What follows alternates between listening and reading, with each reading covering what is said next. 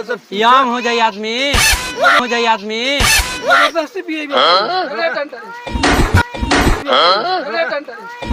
हम ना देले रहमी, हम ना देले रहमी।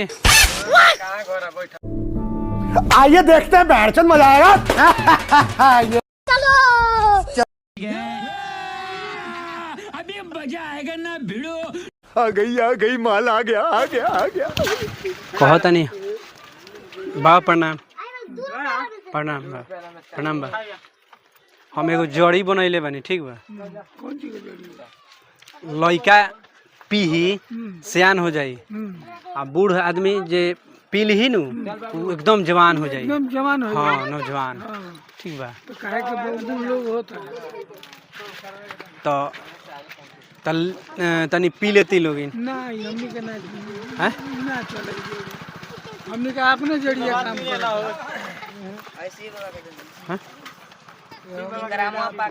हैं? अरे तो एथी हो जाए, यंग हो जाए, नौजवान। ना नौजवान भैया का हमने कहता कौन है? कहना जो होते हैं सही कहिए, भगवान जी उठा ली थे।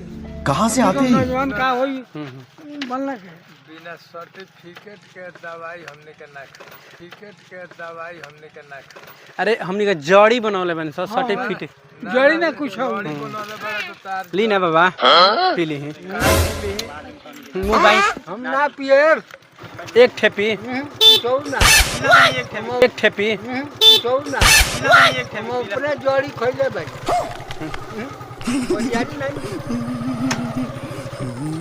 ना खानी। देखी जड़िया गिराओ तनी महाराज। तू अपन जड़ी रखो, हम जड़ी तो अपने खाता है। का भइल बाबा? एगो हमरा लगे जड़ी बा के उसको करबे ना करना खाए। का भइल बा? का भइल बा? ए तू ही नु परसों देला हमरा बाबा के जोड़िया। ये जे जड़ी उड़ी के बात ना होता है।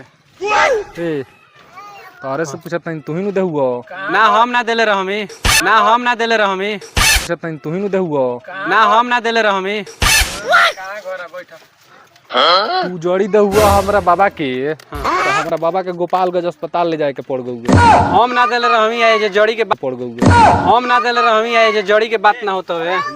कहाँ घर तू ना देहुओ?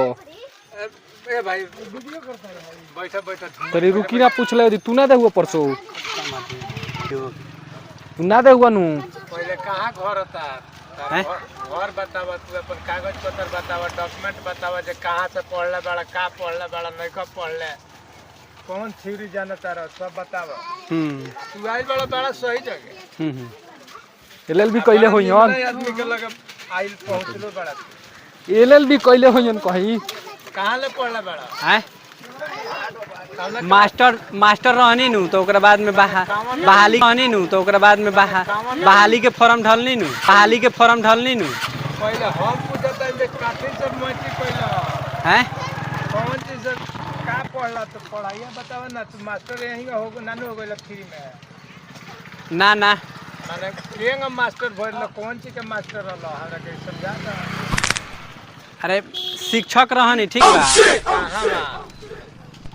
अरे उन्हें सलेमपुर में, अरे उन्हें सलेमपुर में। कौन कहां ले पढ़ला रे? शिक्षक रहल, कहां ले पढ़ला रे? कौन तू बांध के आदमी कौन कौन क्लास ले पढ़ला रहल? माने कौन बीएससी फाइनल रहे, कौन बीएससी फाइनल रहे। बीएससी में का रहुए? ले ली ना बाबा, पी ली ही। मतलब लोई कैसे? बांध के लागम पीटे अस्थिर बैठा ना। जड़ी मतलब लोई कैसे? बांध के लागम पीटे अस्थिर बैठा ना। जड़ी मतलब बोलो हमारे बाबा के एक दिन वही परसों चौथा रोज जड़ी दहल, पहले जितना बा पूछा था अस्पताल में ले जाए के पड़ रहे। केकरा लगे आइल बड़ा, केकरा से बतिया तेरा बताना तो धोलाई होला। बांध के लागम मारे, यही बेरा तेरा के भेज दे हम गोपाल का। 10 मिनट ना लगी तेरा के चकोड़े ही पड़ाओ तेरा से। ना तो यहाँ के दवाई पियावत रहनी है। ना ना तेरा कौन जी के दवा पियावत लो? तारा काहे पियावत लो? तारा से यंग हो जाए आदमी, जबरदस्ती पिए तारा से यंग हो जाए आदमी। जबरदस्ती पिए तारा के पूछो तने जे साथी से पढ़ले बड़ा कहां मार चार लगी दीजिए, चाय बनाओ, चाय बनाओ दीजिए ना। पूछा तनी तो ना रे के बतावा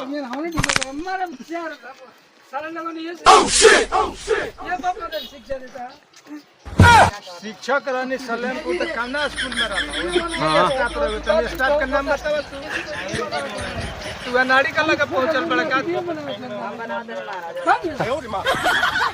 कहता नहीं ना हम दवाई ना पिए मिली एक चाटी लागी नु एक के थप्पड़ में तार सब दवाई लगवा दे